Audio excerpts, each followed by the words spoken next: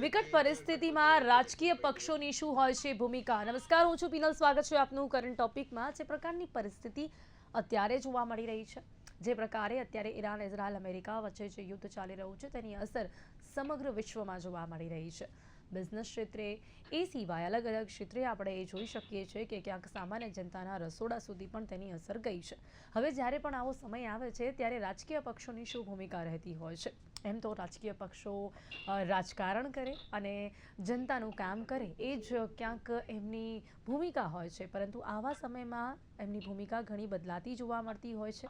એવા સમયમાં એમની જવાબદારીઓ શું આ રાજકીય પક્ષો નિભાવતા હોય છે, પછી એ પક્ષની વાત હોય કે વિપક્ષની વાત હોય કે પછી કોઈ પણ પક્ષ હોય કે જે જનતા સામે ઊભા રહેતા, જનતા સાથે ઊભા રહેતા હોય કે પછી જનતાની માટે ઊભા રહેતા હોય, આક્ષેપોની રમત બંધ કરીને આવા સમયમાં સરકાર અને વિરોધ પક્ષ સાથે રહેવું કેટલું જરૂરી હોય છે? કારણ કે સામાન્ય તો આપણે આપણા દેશમાં પક્ષ અને વિપક્ષની લડાઈઓ જોઈએ છે. એ જરૂરી પણ છે. વિપક્ષ જ્યાં સુધી સવાલ ઊભા ના કરે ત્યાં સુધી પક્ષ કેવી રીતે સાંભળે કદાચ એવું પણ આપણે માનતા હોઈએ છીએ. પણ આવા સમયમાં પક્ષ અને વિપક્ષનું સાથે રહેવું પણ કેટલું જરૂરી છે. સોશિયલ મીડિયા પર ફેલાતી જે ખોટી માહિતી છે તે રોકવાની રાજકીય વિશ્લેષકો અને નિષ્ણાંતોની કેટલી જવાબદારી હોય છે? જનતાની મદદમાં રાજકીય પક્ષોની ભૂમિકા, નિષ્ણાંતો અને રાજકીય વિશ્લેષકોનું આ પ્રકારની પરિસ્થિતિ પર શું માનવું છે તેના વિશે વાત કરીશું. જેની માટે મારી સાથે જોડાયા છે નિલેશ સોલંકીજી, ભાજપમાંથી છે, કોંગ્રેસના પ્રવક્તા મુકેશ વિશ્વકર્મા આપણી સાથે જોડાયા છે, રાજકીય વિશ્લેષક જયવંત પંડ્યા. આપ સૌનું સ્વાગત છે. Welcome to the show. આ પ્રકારની પરિસ્થિતિનું વિશ્લેષણ સૌથી પહેલા જયવંતભાઈ સાથે કરીશ, કારણ કે એક રાજકીય વિશ્લેષક તરીકે, એક સામાન્ય જનતા નિષ્ણાંત તરીકે પણ આ વિકટ પરિસ્થિતિ વિશે જયવંતભાઈ શું કહેશો? આપણે વાત તો આજે રાજકીય પક્ષોની ભૂમિકા પર કરી રહ્યા છે, પરંતુ ખરેખર આ પ્રકારની પરિસ્થિતિ અત્યારે ભારત દેશ માટે કેવી છે અને એવા સમયમાં ખરેખર પક્ષોની ભૂમિકા શું હોવી જોઈએ? પ્રથમ તો જે યુદ્ધ શરૂ થયું છે એમાં યુદ્ધમાં કોઈ ભારતની ભૂમિકા નથી. હવે એ જ્યારે ભૂમિકા ન હોય ત્યારે યુદ્ધના કારણે જે એની અસરો પડે ભારત ઉપર, તો એ સમયે આપણી ભૂમિકા એક નાગરિક તરીકે, એક પત્રકાર તરીકે, એક રાજકીય વિશ્લેષક તરીકે, એક રાજકીય પક્ષના નેતા તરીકે અથવા સામાન્ય નાગરિક તરીકે શું હોવી જોઈએ? તો સૌપ્રથમ તો એ વાત એવી હોવી જોઈએ કે કોઈ પણ અફવા અથવા તો કોઈના લીધે લોકોમાં ગભરાટ ફેલાય એ પ્રકારનું કોઈ કૃત્ય ન હોવું જોઈએ. અત્યારે જે ગેસની સંકટની વાત, એટલે હજુ શરૂ નહોતું થયું એ પહેલા કેટલાક મીડિયામાં સંકટ શરૂ થઈ ગયું, હોટલ રેસ્ટોરન્ટ બંધ. હવે હોટલ રેસ્ટોરન્ટ બંધ તો એનાથી શું ફેર પડે છે? હોટલ રેસ્ટોરન્ટ બંધ પડે એનાથી સામાન્ય જનતા કઈ રોજે રોજ થોડું હોટલ રેસ્ટોરન્ટમાં જમવા જઈએ, શનિ રવિમાં જતા હોય. એના કારણે આ પ્રકારનું ગભરાટ ફેલાવાનું જે કાર્ય છે, આપણે અગાઉ પણ કોરોના સમયે પણ જોયું હતું અને નોટબંધી સમયે થયું હતું. આમાં બે વાત છે કે એક તો પત્રકાર તરીકે અને એક વિપક્ષના નેતા તરીકે, રાજકીય વિશ્લેષક તરીકે જે ખામીઓ છે, એ ખામીઓ જેના કારણે નાગરિકોને તકલીફ પડતી હોય, તો એ ખામી છે એની પ્રત્યે ધ્યાન ચોક્કસ દોરાવવું જોઈએ. એનો અર્થ એવો નથી કે સરકાર જે કરે એ બધું જ સાચું છે ને સારું છે એમ કહીને આપણે એને સ્વીકારી લેવાનું, સંકટ હોય એટલે. અને સાથોસાથ એ પણ જોવું જોઈએ કે જે આપણે ખામીઓ પ્રત્યે ધ્યાન દોરીએ છીએ એ દોરવાનું, પણ સાથોસાથ કોઈ ગભરાટ લોકોમાં ન ફેલાય એ માટેના પણ આપણે કોઈ કાર્ય પોઝિટિવલી કરી શકીએ કે કેમ. દાખલા તરીકે કોરોના હતો, તો કોરોનામાં રસી ફેલાવવા માટે, રસી આપવા માટે કેટલા લોકોને આપણે પ્રેરિત કર્યા. આ વસ્તુ છે એ આપણે જોવી જોઈએ. કોરોના સમયે લોકોને અગવડ ન પડે એ માટે આપણે એને ટિફિન પહોંચતા કરવામાં કેટલો આપણે ભાગ ભજ્યો. આ પ્રકારના જો કાર્યો કરવામાં આવશે તો મને લાગે છે કે એક તમારી પોઝિટિવ નોંધ પણ લેવાશે અને સાથોસાથ જે ખામી છે એના પ્રત્યે પણ ધ્યાન દોરવામાં આવશે, તો લોકોમાં ગભરાટ નહીં ફેલે. કારણ કે ઘણીવાર છે ને લોકો જી. જે લોકો બોલતા હોય છે, એ ચાહે વિપક્ષના નેતા હોય, ચાહે પત્રકાર હોય, ચાહે મીડિયા હોય, એ બધાનું ગંભીરતાથી એને સાંભળતા હોય છે. હિન્દી ફિલ્મના કલાકારોને ગંભીરતાથી લેતા હોય છે. ત્યારે જી આવા સમયે ખૂબ સાવચેતી રાખવી આવશ્યક છે. જી બિલકુલ બિલકુલ બિલકુલ. હવે આવા સમયમાં સત્તા પક્ષ પર જે કોઈ પણ પક્ષ હોય, ભાજપ અત્યારે ખાસ કરીને શું ભૂમિકા ભજવી રહ્યું છે, અને જે પ્રકારે અત્યારે વાત કરીએ, આવી પરિસ્થિતિ પ્રથમ વખત જેનું નિર્માણ થયું હોય એવું નથી, પરંતુ જ્યારે પણ આ પ્રકારની પરિસ્થિતિ આવે ત્યારે જનતા માટે ઊભું રહેવું, જનતા સાથે ઊભું રહેવું કેટલું જરૂરી. અને નિલેશભાઈ, બીજી વાત મહત્વની એ પણ છે, એક ભાજપના નેતા તરીકે અત્યારે શું પરિસ્થિતિ છે, ખરેખર ગેસના સંકટને લઈને લોકોના મનમાં ઘણા સવાલો ઉભા થઈ રહ્યા છે. વડાપ્રધાન નરેન્દ્ર મોદીના અન્ય દેશોની સાથે જે પ્રકારના સંબંધો હંમેશા રહ્યા છે, ત્યારે અત્યારે કેટલા કામ લાગી રહ્યા છે, નિલેશભાઈ? પિનલબેન, યુદ્ધ આપણા માટે પહેલું નથી. જે રીતે નરેન્દ્રભાઈએ ભારત સરકારના જે પગલા લેવા જોઈએ, આપણને ખ્યાલ છે ત્યાં સુધી કે રશિયા યુક્રેન ના કદાચ 4 વર્ષ ઉપર યુદ્ધ થઈ ગયું. એ પછી ઇઝરાયેલે હમાસ ઉપર યુદ્ધ કર્યું, અને પછી ઘણા બધા દેશોએ અંદર લડાઈ કરી. પણ ઈરાન ના જે યુદ્ધથી અસર પડવાની છે, કારણ કે જે મિડલ ઈસ્ટ નો જે એરિયા છે, જે ગલ્ફ કન્ટ્રી, કે એનાથી સમગ્ર વિશ્વના જે દેશોના કાચું તેલ પૂરું પાડે છે, એની અસર આજે નહીં પણ 1.5-2 મહિના પછી કોઈ પણ અસર થતી હોય, કોઈ પણ રાજ્ય સરકાર, ભારત સરકાર જે હોય, જે દેશની સરકાર હોય, એની એક માત્રા હોય કે 45 દિવસ જેટલું રિઝર્વ તેલ રાખતા હોય દાખલા તરીકે, અને એના પછીના 25 દિવસ બીજું રાખતા હોય કે જે ભાઈ આ રિઝર્વ તેલ કદી જ ના આવ્યું તો પેલું જે વધારાનું રિઝર્વ હોય એ ઉપયોગ કરી શકાય. એટલે એક દરેક દેશની એક મેનેજમેન્ટ, એક સ્ટ્રેટેજી ચાલુ હોય. નરેન્દ્રભાઈએ જે રીતે આ યુદ્ધ યુક્રેન રશિયાનું તો આપણને તકલીફ પડી જ હતી. આપણને ખ્યાલ છે કે ભાઈ એ વખતે શેર માર્કેટમાં ઉછાળો આવ્યો હતો, ઘટાડો થયો હતો, એ વખતે તેલ કંપનીઓના પણ ભાવ વધઘટ થતા હતા.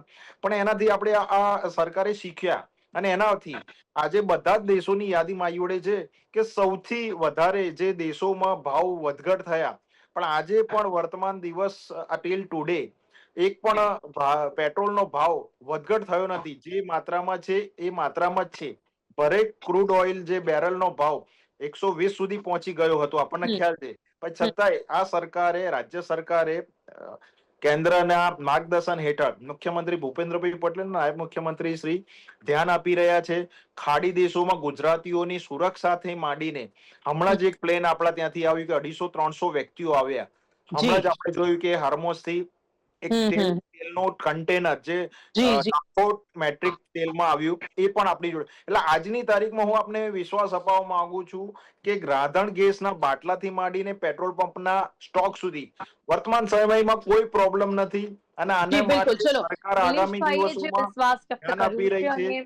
જી, જનતાને વિશ્વાસ અપાવ્યો છે મુકેશભાઈ, એના પર આપને પૂછવા માંગીશ કે ખરેખર અત્યારે ભાજપ જે કામ કરી રહ્યું છે, આ પ્રકારની પરિસ્થિતિમાં પેટ્રોલ ડીઝલના ભાવ નથી વધ્યા, રાંધણ ગેસ હજી સુધી તો ક્યાંક આપણે એવું નથી જોયું કે લોકોના ઘરે ક્યાંક એવી કોઈ પરિસ્થિતિનું નિર્માણ થયું હોય, એવા સમયમાં ભાજપની અત્યારની આ કામગીરીને આપ કઈ રીતે જોઈ રહ્યા છો?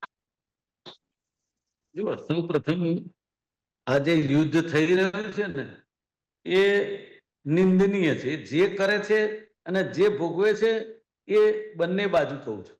અને આ યુદ્ધ નહીં, દરેક સમયમાં જે દેશ ઉપર સંકટ હોય અને એમાં બી અનએક્સપેક્ટેડ, ત્યારે હું એવું માનું છું કે દરેક ભારતીય એક હોય. આપણે ભારત પાકિસ્તાનના યુદ્ધ વખતે જોયું હતું, સ્ટ્રાઇક વખતે, કે વિરોધ પક્ષથી માંડીને તમામ પક્ષોએ કહ્યું હતું કે પ્રધાનમંત્રી જે નિર્ણય લે, રાષ્ટ્રપતિ જે નિર્ણય લે, એની અંદર અમે બધા સાથે છીએ. વાત એવી છે અહીંયા કે અહીંયા વિરોધ કેમ થઈ રહ્યો છે એની વાત જે છે, એ વિરોધ એટલા માટે થઈ રહ્યો છે કે આપણી કેન્દ્ર સરકાર કે રાજ્યની સરકારનો સંગ્રહખોરો ઉપર કાબુ નથી. તમે સમજો, એ સંગ્રહખોરોના કારણે જે કૃત્રિમ અછત ઊભી કરવા જઈ રહ્યા છે લોકો. આજે સમજો તમે, પેટ્રોલનું 1000 રૂપિયાનું જે પેટ્રોલ પુરાવતો તો એ માણસ 10,000 રૂપિયાનું પુરાવી લે, 2 ગાડી. એટલે એક જાતનો શું થયું, એને ડર છે કે હવે પેટ્રોલ નહીં મળે તો. હવે એને ડર છે, એના કારણે એ અછત ઊભી કરે છે. અધરવાઇઝ બીજું જે સંગ્રહખોરોની વાત કરું છું, તે અનાજ હોય, પેટ્રોલ ડીઝલ હોય, એલપીજી હોય, કે અનેક બીજી વસ્તુ હોય જેના કારણે આપણા બધા જીવન નિર્વાહ ચાલે છે. એ દરેક સંગ્રહખોરોને કાબુમાં રાખવાનું કામ કોનું? તો એ સરકાર. તો એ સરકારના જે અધિકારીઓ છે એ ભ્રષ્ટાચારમાં ગળાડૂબ છે, એના હિસાબે એ લોકો બેકાબુ છે.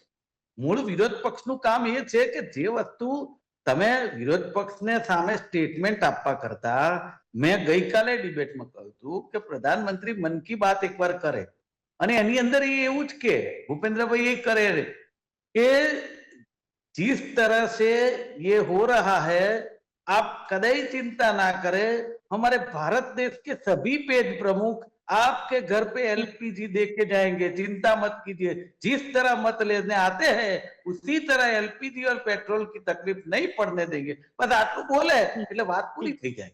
તમે સમજો, કારણ કે પ્રધાનમંત્રી શ્રી બોલે ને એટલે બધાને સાંભળે, ગમે નિલેશભાઈ અને બોલે એના એટલે નહીં ઉપર ચાલે. મુકેશભાઈ, નિલેશભાઈ ના, બોલશે નહીં ચાલે. મારી વાત એક મિનિટ પૂરી કરું. મારી વાત મારી હા, બીજી પૂરી વાત કરો, એવી પણ છે, હું પૂછું છું નિલેશભાઈ બોલશે એ નહીં ચાલે ને. અરે મારી વાત સમજો, હું છે ને બોલું ને તો રાહુલ ગાંધી મારું સાંભળે છે કે નહીં એ એના ઉપર દરેક લોકોને શંકા હોય. એટલે નિલેશભાઈ વાત કરે છે એ મોદી સાહેબ કે ભૂપેન્દ્રભાઈ માનશે કે નહીં એ સવાલ છે ને. કારણ કે જે કાલે નરેન્દ્રભાઈએ લોકસભાની અંદર સ્ટેટમેન્ટ કર્યું છે કે વિરોધ પક્ષ જો હે અપના એજન્ડા ચલા રહે હે, તમે સમજો આવી વાત કરી છે, તો પછી લોકશાહીના બંધારણ આપણે ફેંકી દેવું જોઈએ દરિયામાં. નિલેશભાઈ શું કેવું છે આના વિરોધ પર? ઓકે ઓકે મુકેશભાઈ, હવે એક મિનિટ. જી નિલેશ. પણ હવે ત્રણ રાજ્યોની જે વાત, પંજાબ, ગુજરાત અને આપણા હા, જિલ્લાઓ, નિલેશભાઈ બોલો, બોલો. એની અંદર જે LPG ની લાઈનો જી, જી, નિલેશભાઈ. લાગી છે નિલેશભાઈ, એનો હવે મતલબ એક મિનિટ મુકેશભાઈ. જી, નિલેશભાઈ, હવે હિનલબેન, હું ભારતીય જનતા પાર્ટીનો સામાન્ય કાર્યકર્તા છું. આટલી મોટી પાર્ટીનો હું કહેતો હોય તો સરકારના ડેટા સાથે કહેતો હોય કે આજની તારીખમાં તમારા ઘરે જે કનેક્શન નોંધાયું હોય, ઘરે બેઠા કે તમને બાટલો મળે છે. 100% સાચી વાત છે કે પેનિક થવાની જરૂર નથી, અફવાઓના વેગ આપવાની જરૂર નથી. કારણ કે મુકેશભાઈ કીધું ને એ જ એમનો જવાબ છે કે 2 ગાડીમાં 10,000 નું પેટ્રોલ ના આવે. બીજું કે તમે પેટ્રોલ ભરાઈને કેટલું ભરાવશો? સ્ટોક તો કરવાના નથી. આ સરકારે સંગ્રહખોરો ઉપર આજે ગઈકાલે મારી ઉપર 2 ફોન આવ્યા મારા મિત્રોના કે જે લીગલ જે ચલાવતા હતા એલપીજી ની જે ડિસ્ટ્રીબ્યુશન, એમના ત્યાં પોલીસ વાળા આવ્યા, આ તે થયા. એટલે પોલીસ એનું કામ કરી રહી છે, જે સંગ્રહખોરો છે એને શોધી રહી છે. અને 100 ગેસનું કનેક્શન આપ્યું હોય તો ડિસ્ટ્રીબ્યુટરના ત્યાં 100 ગેસ કનેક્શન નું રજીસ્ટ્રેશન હોય છે. એક પણ વ્યક્તિ કાળાબજારી ના કરી શકે. પણ આપણે વધારે પેનિક થવાની જરૂરમાં પીનલબેન આમાં કેવું છે કે થોડું છે ને એક અવેરનેસ ની બી જરૂર છે. કે આજે મને ખ્યાલ આવ્યો, ચિંતા થાય, પણ રાજ્ય સરકાર તમને કહી રહી છે કે તમને ઘરે બેઠા કોમર્શિયલ નહીં, પહેલા ઘરનો ચૂલો, મુખ્યમંત્રી શ્રી અને નાયબ મુખ્યમંત્રી શ્રી નો અભિગમ છે કે ઘરનો એક પણ ચૂલો બંધ ના થવો જોઈએ. તમે ખરેખર અત્યારે ભયભીત છો આ સંગ્રહખોરી, આ કાળા, એ નથી ખબર આપણને કે ખરેખર આ થવાનું છે કે નહીં, પણ આ બધાની વચ્ચે જે આ કાળા બજારી છે, જે સંગ્રહખોરી છે, તેના કારણે સામાન્ય જનતા ડરેલી છે. બીજી વાત તો એ છે પિનલ કે મેં હમણાં પણ લખ્યું હતું કે નાગરિક સમજ કેળવવામાં આપણે ત્યાં સરકાર, વિપક્ષ, મીડિયા, સામાજિક સંગઠન, જ્ઞાતિના સંગઠનો, ફિલ્મના કલાકારો, આ બધા જ નિષ્ફળ ગયા છે. મેં એક સિક્કિમ કે નહીં મણિપુરનો વિડીયો મૂક્યો હતો કે જેમાં લોકો છે ટ્રાફિકમાં એકદમ સાંકડો રોડ હોવા છતાંય પોતાની લાઈન ક્રોસ કર્યા વગર ચલાવે છે, અડધો રસ્તો સામેથી આવતા વાહનો માટે ખુલ્લો રાખે. એમાં મેં લખ્યું હતું કે આપણે નાગરિક સમજ કેળવવામાં, એટલે સંકટ થાય ત્યારે આપણે લાલ બહાદુર શાસ્ત્રીજીએ તો એક સમયનો ઉપવાસ કરવા કહ્યું હતું. આજની તારીખે જો વડાપ્રધાન કે એક સમયનો ઉપવાસ કરવાનો, તો સૌથી પહેલો હોબાળો છે વિપક્ષ વાળો. તમારે સંકટ આવ્યું હોય ત્યારે નાગરિક તરીકે કદાચ આજે એવી પોસ્ટ પણ થતી થઈ છે અને બહુ આવકારદાયક છે કે ભાઈ તમારે ગેસ ન હોય તો તમે કઈ એવી 35 આઈટમ છે જે તમે ગેસ વગર બનાવી શકો છો અને છતાંય તે ભરપેટ થઈ શકે અને તમારું પેટ છે તૃપ્ત થાય, તમારી જીવવા પણ તૃપ્ત થાય. આવી વસ્તુ થઈ શકે. પણ એનો અર્થ એ નથી કે સરકાર છે નિશ્ચિત થઈને હાથ ઊંચા કરીને બેસી જાય.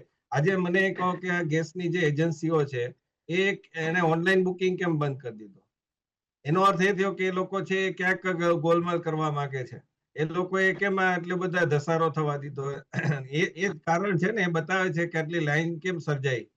તો એ તમે કહી શકતા હતા. અને બીજું કે દર વખતે SIR નો પ્રશ્ન આવે તો પણ વાત થાય છે, પણ ભાજપના જે લોકો મતમાં, મુકેશભાઈ બહુ સાચી વાત કીધી કે ભાઈ એ જે પેજ પ્રમુખ છે, બૂથ પ્રમુખ છે, પન્ના પ્રમુખ છે, આ બધા લોકો કેમ SIR થાય છે કે આવી બધી જ્યારે લોકોને તકલીફ પડે છે ત્યારે એ ત્યાં જઈને સમજાવતા નથી, ઘરે ઘરે જઈને સમજાવતા નથી. હવે વસ્તી ગણતરી આવશે, એમાં પણ કેટલા બધા પ્રશ્નો છે કે તમારા ઘરે ગીઝર છે કે નહીં, તમારા ઘરે એસી છે કે નહીં. તો આ પહેલેથી તમે સમજાવો ને, તમે પ્રશ્ન ઉભો થાય ને વિપક્ષ હોબાળો કરે એટલે તમે પછી જાગો છો અને પછી તમે એકદમ પેલું કરો છો. એના કરતા તમે પહેલા કેમ પાણી પહેલા પહાડ નથી બાંધતા કે અમે ચાલો પહેલા જયવંતભાઈ, ચલો આ તો પક્ષની લોકોને આપણે વાત તૈયાર કરી, પણ કરીશું. આવા સમયમાં વિપક્ષની ભૂમિકા શું હોવી જોઈએ એના ઉપર પણ જો આપ શું કહેવા માંગશો કે આવા સમયમાં કોણ સત્તા પર છે કોણ નથી, આવા સમયમાં જો કોંગ્રેસ પણ સત્તા પર નથી પરંતુ વિપક્ષ તરીકે શું ભૂમિકા હોવી જોઈએ જનતા માટે? જી મુકેશભાઈ, 1 મિનિટ. હા જયવંતભાઈ. વિપક્ષ તરીકે છે ને મને બહુ દુઃખ થાય છે. મેં ભાજપની ટીકા કરી, પણ હવે હું કહું છું વિપક્ષની ભૂમિકા. આજે દાખલા તરીકે પોલિયો નિવારણનું કામ ચાલતું હતું અને એમાં કેન્દ્ર સરકારમાં મનમોહનસિંહની સરકાર હતી, કોંગ્રેસની સરકાર હતી. એને 2014માં જશ પણ લીધો. એમણે તાલકટોરા સ્ટેડિયમમાં મોટો કાર્યક્રમ પણ કર્યો હતો અને યુએનએ પણ જાહેર કર્યું, WHO કે આપણે પોલિયો નાબૂદ થઈ ગયો. તો એમાં ગુજરાતની ભૂમિકા નરેન્દ્ર મોદીએ શું એનો વિરોધ કર્યો હતો? નહીં, ઉલટાનું એમણે પોલિયો જેમ બને એમ વધારે લોકોને રસી મળે એ માટેના કાર્યક્રમો કર્યા અને એના કારણે એમની છબી છે સુદૃઢ બની. તો આ વિપક્ષ છે આ કામ કરી શકે. મને યાદ છે કે જ્યારે બાંગ્લાદેશનો મુદ્દો આવતો હતો ત્યારે અટલજીએ સમર્થન આપેલું ઇન્દિરા ગાંધી સરકારને. આવા જ્યારે જ્યારે પણ દેશહિતના પ્રશ્નો હોય, નરસિંહ રાવની સરકાર લઘુમતીની સરકાર હતી, ધારત તો ભાજપ છે એને ઉથલાવી શકાત, પરંતુ ભાજપે એને ચાલવા દીધી જ્યાં સુધી ઝારખંડ મુક્તિ મોરચાનો ને બીજા બધા કૌભાંડો ને બધો પ્રશ્ન ન થયો ત્યાં સુધી ચાલવા દીધી છે. અને પોતે અટલજી પોતે યુએનમાં ગયા, નરસિંહ રાવે પણ એમને મોકલ્યા. આ બંને વસ્તુ છે એ હોય છે શાસક અને વિપક્ષ વચ્ચે. પરંતુ આપણે ત્યાં છેલ્લા કેટલાક વખતથી શું થયું છે કે કોરોનામાં તમે કોઈ કોંગ્રેસના નેતાની છબી નહીં જોઈ હોય સોશિયલ મીડિયા ઉપર કે ભાઈ તમે રસી લેવા જાઓ. ઉલટાનો એવી વિરોધી વાત કરીએ છે કે રસી નથી મળતી ને આમને તેમને. તો એ પ્રશ્ન છે એ ન હોવો જોઈએ. તમારે આજે ટીકાઈ કરો અને સાથોસાથ લોકોમાં જાગૃતિ આવે. એ લોકો પણ આ કરી શકે. જો એ લોકો કરશે તો એમને પણ મતો મળશે જ. આવા સમયમાં જનતાની સાથે વધુ ઉભા રહેવાનો એક મોકો આપને મળતો હોય છે. માત્ર આક્ષેપો અને માત્ર પ્રહારો અને માત્ર વિરોધની સાથે સાથે જનતાની સેવા પણ આ સમયમાં કરી શકાય છે. એમનું દિલ જીતવા માટેનો પણ આ મોકો હોય છે. પેલી એક વાત કરી દઉં જે મારા દિલને અંદર લાગેલી છે એટલે કહું છું કે કોરોનાના સમયમાં 90 દિવસના પીરિયડમાં હું અંબાજીનો ભગત છું. અંબાજીની સોગંદ હું સવારે 9 વાગે નીકળતો હતો, રાત્રે 9 વાગે ઘરે આવતો. મેં એ કામગીરી કરેલી છે. મારે ફોટા નથી પડાવવા, મારે સોશિયલ મીડિયામાં ક્યાંય એ કોરોના વખતે મૂકીએ એ યોગ્ય વાત નથી. બાકી બધાની વાત છે. ના એ તો દરેક ચલો એ વાત છોડી દો. બીજી વાત કરું કે એમણે ઇન્દિરાજીની, વાજપેયીજીની બધી વાત કરી. જયવંતભાઈ ખૂબ સાચી વાત છે કે દેશ માટે એક થવું જોઈએ એવું પોતે માનું છું. પણ એમાં સત્તા પક્ષ જે છે ને એ સર્વદલીય બેઠક બોલાવી અને જો ચર્ચા કરે ને તો ક્યારે આ પ્રશ્ન ઉભો જ ન થાય. તમે સમજો કે વડાપ્રધાન શ્રીએ આ યુદ્ધ થયું એના 2 જ દિવસમાં સર્વદલીય બેઠક બોલાવી અને ચર્ચા કરવી જોઈએ કે હવે આપણે આના જે કોઈ નાના મોટી તકલીફો પડે તો એ બાબતે દરેકનો સુઝાવ, હું કહું છું કરીએ આપણું ધાર્યું, પણ દરેકને સાથે મળી અને જો ચર્ચા કરીએ તો હું માનું છું વિરોધ પક્ષ છે ને એ બી કઠેડામાં ઊભું નજર આવે. પણ તમે કોઈ વસ્તુ જે પહેલાની જે નિર્ણયો લીધા હોય, આપણા દેશના 145 કરોડ લોકોને સાથે લઈને ચાલીએ છીએ, તમે જે લીધેલા નિર્ણયો એના કારણે બી તકલીફ પડતી હોય તો વિરોધ પક્ષ ચૂપ રહે એવું તો હું માનતો નથી. અને બીજી વાત, આજે એલપીજી નું જે લાઈનોને જે છે ને એ દેશની અને રાજ્યની તમામ મીડિયા ચેનલોએ બતાવેલી વાત છે. આમાં કોઈ વિરોધ પક્ષ જઈને લાઈનમાં ઉભા રાખ્યા કોઈને એવું નથી. 4800 રૂપિયા ગેસનો બાટલાનો ભાવ છે. આ પણ મીડિયામાં આવેલી વાત છે ને, એમણે ઇન્ટરવ્યુ લીધેલા છે એ મેં જોયા પબ્લિકના કે ભાઈ તમે કેટલા, કે 4800 રૂપિયા ભાવ કે છે અત્યારે ગેસના સિલિન્ડરનો. અને એક વાત બીજી કહી દઉં કે તમે જયવંતભાઈને ખાસ કહેવા માંગુ છું કે તમે હોટલની વાત કરી કે હોટલમાં ક્યાં આપણે જમવા જઈએ છીએ. જયવંતભાઈ તમે ને હું મહિને એકવાર જઈએ, એવી રીતે બાજુવાળો 1 મહિને જાય. એટલે હોટલની અંદર પણ લાખો લોકોની રોજગારી છે. તમે સમજો એમાં તમારા ક્યાંક સગા હશે, મારા ક્યાંક સગા હશે. તો આપણે આપણા ઘરની રસોઈની વાત 100% પહેલા જોવી જોઈએ, પણ રોજગારીની વાતને પણ જોવું તો પડશે. કારણ કે એ જે વસ્તુઓ બંધ થઈ જાય તો હમ. આપણને પાછળનું નુકસાન જે થાય ને એ બી હમ. બહુ મોટું નુકસાન હોય. નિલેશભાઈ, મુકેશભાઈ પછી જે જ્યારે સવાલો આપણે કરી રહ્યા ભાજીપાવ હતા, શોધવા જઈએ ને તો આશ્વાસન આપી ભાજીપાવ રહ્યા મળે જ છો નહીં એવું થાય. કે ગેસ હોય કે બીજી કોઈ પણ એવી કોઈ પણ વસ્તુઓની છે જેની ઉણપ નહીં ઊભી થાય, પણ તમે પણ કદાચ લાઈનો તો જોઈ જ છે. ગેસ માટેની લાઈનો જોવા મળી રહી છે, રેસ્ટોરન્ટ બંધ જોવા મળી રહ્યા છે, ઘણા રેસ્ટોરન્ટ બોર્ડ મારી દીધું છે કે અત્યારે આ રેસ્ટોરન્ટ બંધ છે. ઘણા એવા લોકો છે કે જેમણે પોતાના ત્યાં કામ કરતા કારીગરોને કાઢી દીધા છે. આ પ્રકારની અરે પરિસ્થિતિ કદાચ મને આપણા સુધી પીજી પહોંચાડવા ચલાવતા માટે પીજી કોઈ ચલાવતા લોકોએ બોર્ડ મારી દીધા છે. તો કઈ રીતે ભરોસો કરવામાં આવે કે ખરેખર આવનારા દિવસોમાં આ સમસ્યા ઘર ઘર સુધી નહીં પહોંચે? જો યુદ્ધ આપણા હાથમાં નથી, યુદ્ધ બંધ કરી શકાય કે એને એ કરી શકાય. યુદ્ધની ઉપર આપણી અસરો જે છે એ આપણા હાથમાં છે. કે જ્યારે આપણા 25 દિવસ જે કહી શકાય કે આગામી 21 દિવસનું જે રજીસ્ટ્રેશન હતું ગેસનું, 25 દિવસ કર્યું છે. 4800 રૂપિયા તમે શું કરવા આપો છો ભાઈ?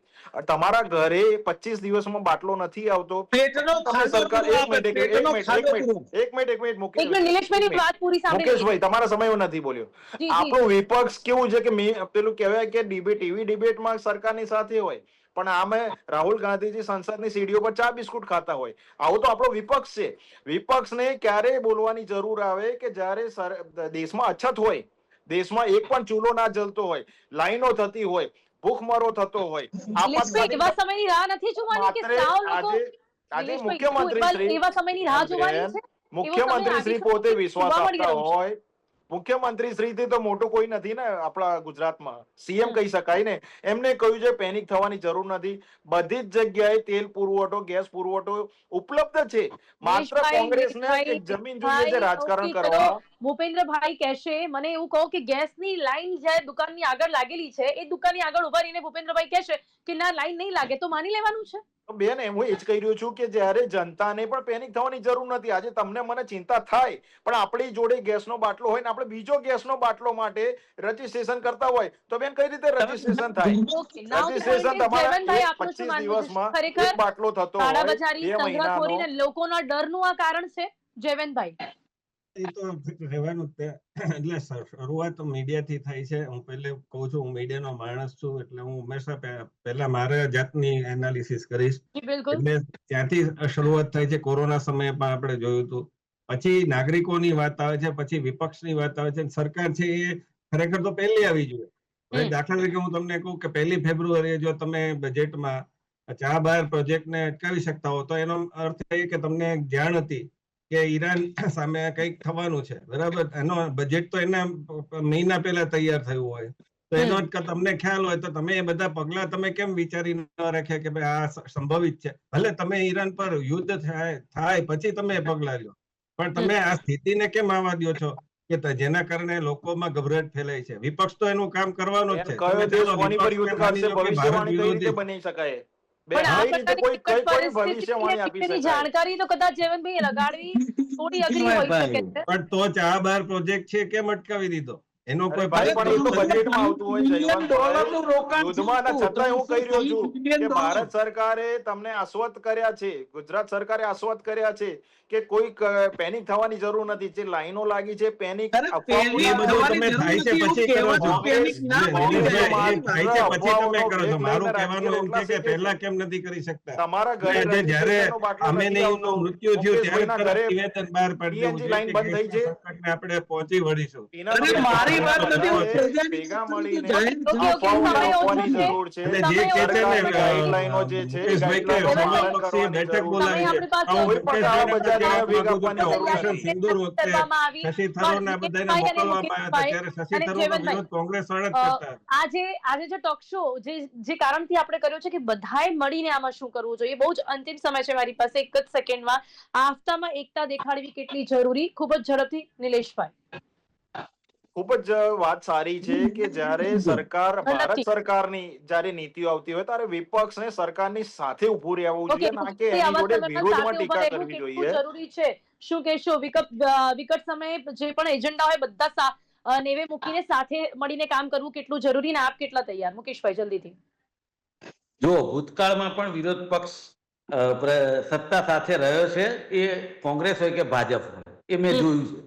પરંતુ આજે જે પરિસ્થિતિ છે એ મીડિયામાં બતાવી અને પ્રજાની જે વેદના જોઈ છે એને વાચા આપવાનું કામ જે વિરોધ પક્ષ કરી રહ્યો છે, જો એને તમે એકજૂટતા ના કહેતા હોય તો એમનું માનવું છે, પણ બંધારણીય હક પ્રમાણે તો અમે મત લેવા જઈએ ત્યારે જ કે બધી ઓપરેશન જનતા સિંદૂરમાં તમે તમે તેના માટે કેટલા ચૂપ પ્લેન રહ્યા ક્રેશ હતા. થયા એની વિનલભાઈ, એક ખબર મિનિટ, આવા તમારી સમયમાં આપને શું વચ્ચે. લાગે છે Please. ભાજપ અને કોંગ્રેસ વિનલબેન, ઓપરેશન વિનલબેન, સિંદૂરમાં કેટલા પ્લેન ધ્વસ્ત થયા વિનલબેન, સરકાર એક પાસે મિનિટ, આંકડો માંગતા સમય હોય. ઓછો છે પાસે, પ્લીઝ. દિલેશભાઈ, હવે બંધ થાવ. સાબરકોટમાં $360 મિલિયન નું એ નહીં. રોકાણ છે. તમે વિપક્ષ ઈરાન જોડે સંબંધ સાથે હોવું બગાડતા જોઈએ. વિચાર નથી કર્યા. જયવંતભાઈ આ રીતે આક્ષેપ પ્રત્યાક્ષેપની વચ્ચે જનતાનું શું? જયવંતભાઈ ખૂબ ના, ખૂબ જ સરસ. આક્ષેપ પ્રત્યાક્ષેપ નથી. ખૂબ જ અત્યારે ઝડપથી. સચ્ચાઈ મુકેશભાઈ, બયાન થઈ રહી છે, તો તમે આક્ષેપ પ્રત્યાક્ષેપ ના કહેશો. જયવંતભાઈ પ્લીઝ આપની અંતિમ પ્રતિક્રિયા. નહીં, જનતાએ નાગરિક સમજ કેળવવી પડશે. યુદ્ધ હોય કે કોરોના હોય, એવી પરિસ્થિતિ આપણે અભાવની સ્થિતિ નથી જોઈ છેલ્લા કેટલાક વર્ષોથી, એટલે આપણને ખ્યાલ નથી. બાકી પહેલા વીજળીની અછત રહેતી હતી, પહેલા પાણીની અછત રહેતી હતી, પહેલા મોબાઈલ પણ આપણે નહોતા, અને લેન્ડલાઈન થી અને પત્રથી વાત થતી હતી. એટલે એના માટે પણ ક્યારેક એવો સમય આપણે કાઢીને એના માટે જનતાને તૈયાર કરવી પડશે. જી બિલકુલ, અને સાથે મળીને કદાચ પક્ષ હોય કે વિપક્ષ હોય, વિપક્ષ એનું કામ કરે, ચોક્કસપણે સવાલો ઉભા કરે, પરંતુ છતાં પણ અહીંયા સજેશન આપવું, જનતાની માટે કામ કરવું તે પણ જરૂરી છે. અને સત્તા પક્ષ પર તો ઘણી બધી જવાબદારીઓ છે કે જે નિભાવવી જ પડશે આવા અને સમયમાં. રાજકીય પક્ષો જેમાં માત્ર ક્યાંક માનવું ચૂંટણી સમય પડશે નહીં, કે આવા આ સંકટ સમયે જવાબદારી લોકોની નિભાવવામાં સાથે ક્યાંક ઉભા થોડાક તો રહે. પાછા પડ્યા છે. સમય થાય છે. નિલેશભાઈ, મુકેશભાઈ, જયવંતભાઈ, આપ સૌ અમારી સાથે ચર્ચામાં જોડાયા તે બદલ આપનો ખૂબ ખૂબ આભાર. Thank you so much. અને હું આશા રાખું છું કે રાજકીય વિશ્લેષકો હોય, નિષ્ણાંતો હોય, પક્ષ હોય, વિપક્ષ હોય, બધા જ સાથે મળીને આફતામાં એકતા દર્શાવે અને લોકોની માટે અત્યારે ઊભા રહે. અને અફવાઓનો જે દોર ચાલી રહ્યો છે, જેના કારણે એક પેનિક ઊભું થઈ રહ્યું છે, જેના કારણે લોકો કદાચ સંગ્રહખોરી કરી રહ્યા હોય કે પછી ભ્રષ્ટાચાર કરવા માટે પણ કરી રહ્યા હોય, તો તેને અટકાવવાનો પ્રયાસ હાથ ધરવામાં આવે. કરંટ ટોપિકમાં અત્યારે બસ આટલું જ. ફરીથી મળીશું નવા વિષયની સાથે. ત્યાં સુધી રજા આપશો. નમસ્કાર.